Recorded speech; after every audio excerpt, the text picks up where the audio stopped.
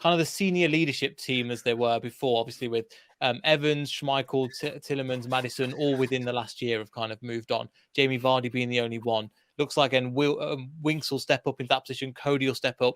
Do you think that'll be the end of kind of the leadership-esque players, and now we're going to bring in some more youth as part of that? Or do you think there will be other players that will step up in terms of, like, for example, Ricardo stepping up into that senior leadership position as well?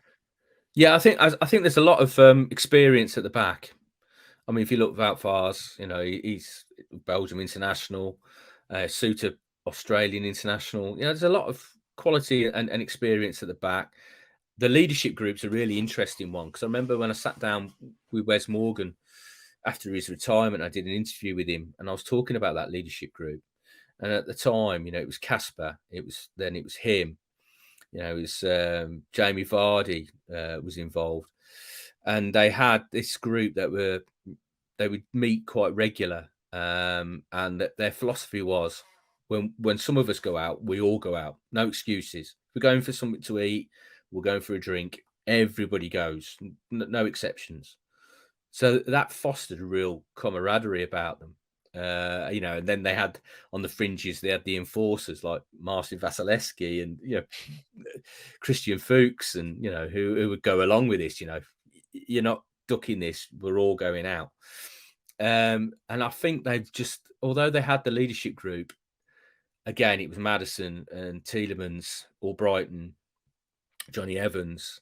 They did have that leadership group, but I don't think they had those characters on the fringes that would like pull people in, pull them all in. Come on, we're all going out. Nonsense. Marcin Vasilevsky, I'm going to eat a glass. A champagne flute. He's just, they were just like characters. They need to get some of those characters back. And I do think there are still some characters in the club, but they probably might need. Conor Cody's definitely a character. He is a real character.